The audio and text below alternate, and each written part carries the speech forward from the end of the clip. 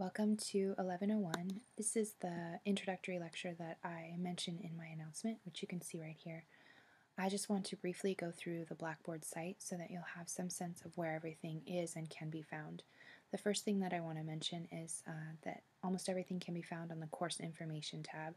So if you're clicking along with me, which you are welcome to do, click on that and you'll see that the syllabus is first, and then you'll see folders for each week.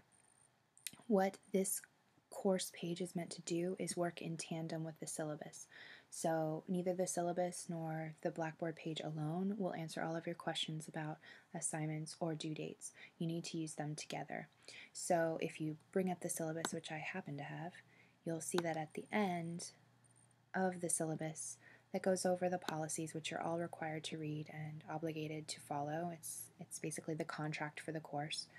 You'll see that I have a course schedule broken up week by week, and every week has a date. That's the date of the Monday of that week, because every week begins with Monday. So it goes from Monday at midnight to Sunday at 11:59. So that is what encompasses a week. So when it says January 30th, that's when the course begins for us. So that's when week 1 begins. And so week 1 will go until February 5th at 11:59, and then week 2 will begin on February 6th at midnight, which is Monday. So I say that up here, that weeks listed begin on Monday, and that all work has to be submitted by Sunday at 11:59 each week. So that's your requirement, and that's how you'll sort of keep your footing, so to speak, in terms of where we're at. So you'll notice that for every week there's readings that are listed and then also assignments that are listed. So you'll look at the course schedule and you'll say, okay, there are readings that I need to tackle and there are a couple of things that I need to do. So then you'll head over to the Blackboard site and you'll click on week 1. And that's where you'll find those readings, unless they're in the book, listed on the syllabus with page numbers, which I don't think there are any. I think everything is listed on Blackboard. But you'll see here, everything is an argument, introduction to argumentative writing. Those are the things that are listed under the readings section, and then you'll see that there are a couple of assignments. Here's the prompt for the practice paragraphs assignment, and there's a mention of the discussion board, which we'll talk about in a minute. A lot of times what you'll see is you'll see a prompt for or an explanation of what an assignment is, and then you'll see another link down at the bottom that is the same name.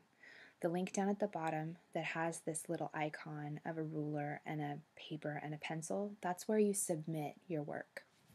All work needs to be submitted through Blackboard. It's very important that you know this. It's very important that you follow this. I don't accept emailed work. The very, very, very rare exceptions are if you have already contacted me and something's going on and we've discussed something and you have somehow missed the deadline. But if you just email me work routinely, here's what happens. I get hundreds and hundreds and hundreds of emails a day. I'm not even kidding, I'm not exaggerating. Between all of my emails, because I'm teaching 7 classes, so between all of my emails, I get hundreds of emails a day. If you email me an assignment, it gets buried very quickly underneath that day's mail and the next day's mail and the next day's mail. And so by the time I get to grade it, which may be a few days or maybe a week and a half in a bad week, it's buried so far down that I may forget about it. What happens on Blackboard is that all of the assignments are together. All of the assignments, it's essentially like they're paper-clipped together on my virtual desk. Okay, so I go through and I grade everything, I record them in the gradebook, and then I think I'm done with that. I sort of close the book on that in my head and I move on. If you haven't submitted it in the correct place, it's like a loose piece of paper hanging out on the bottom, in the bottom of my briefcase or in the bottom of my bag. And I may find it, or it may get lost, or it may have totally found its way into some other pile. And so I don't know where it is. And you may remind me, hey, remember when I emailed you that assignment? And of course you're welcome to do that. But it just bogs down the whole process, and it makes it much more likely that your grades will not be updated as quickly. Also, it's just annoying, to be really honest with you, to not have all of the assignments in one place so that I can grade them efficiently and so that I can make sure that I'm getting them back to you as quickly as possible. So it's very important that you realize that you need to submit everything on Blackboard. Again, occasionally something will happen, there may be a glitch, whatever, so it's not like I'm saying you can never ever email me, But if something happens, you need to email me first and say, okay, this is what happened. Can I submit my work to you? And I'll give you the yay or nay, okay? So you'll see these links on every week. Anytime there's an assignment that needs to be submitted, you'll see that. Okay. A lot of times you'll also have discussion board assignments. And so you just click on the discussion board and you'll see that there is a prompt for each particular week. So if it's week 2, for week 1 it's the introduction, week 2, week 6, they're all labeled according to the week that they're assigned. All right. So it's pretty easy. You just click on it and post, hit create thread, and then create your own subject line, and then finish the assignment based on the directions. Pretty straightforward. All right. Eventually, in the next few weeks, I'll ask you to click on groups and sign up for a peer review group. You can choose whichever one you want. You just sort of virtually sign up, and that will assign you a peer review group. We'll talk a little bit more about that later, but that's just something to know about what that groups section is. Your grades will be found on the My Grades tab. When I click on it, it doesn't do anything because I'm the instructor, but you'll be able to see the assignments that have been returned to you in that My Grades tab, and you'll also see all of your grades. Something that you may see and you shouldn't be alarmed about. If you see a green exclamation point underneath an assignment that you have submitted, that's exactly what it means. It means you have submitted it and it has yet to be returned or graded. There's nothing to be alarmed about that. Alarm might happen if you think you have submitted something and no green exclamation point comes up and it just has 2 dashes. That means nothing was submitted. And when I see those 2 dashes, when I grade, it means I put a 0 there because nothing was submitted. So if you see the green exclamation point, good news, you submitted it and all should be well. And when I have graded and returned that paper to you or that assignment to you, you'll see that green exclamation point turn into, yay, a score, okay, a number. So you'll be able to track your grades.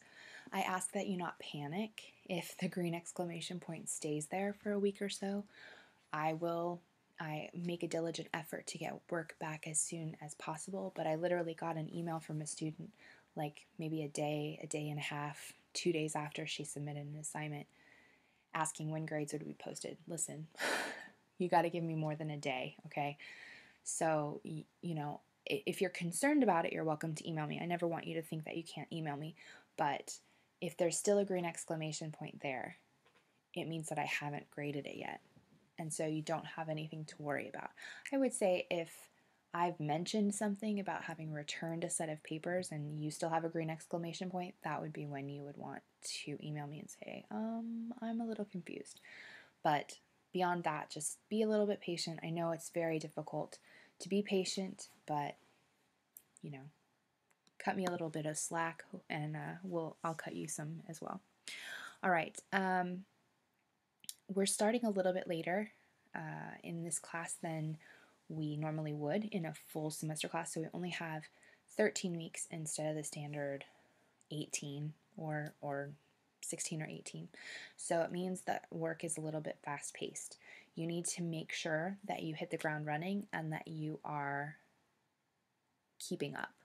So make sure that you're using that syllabus and the Blackboard site together to know what's due, where to put it, all of those kinds of things. I think that basically covers what you'll be responsible for, the areas that you'll need to access. I can't think that there's anything else other than my email address, which is listed in the syllabus. I list 2. One is my Florida Gateway, and one is a Gmail address. You're welcome to use either one of those.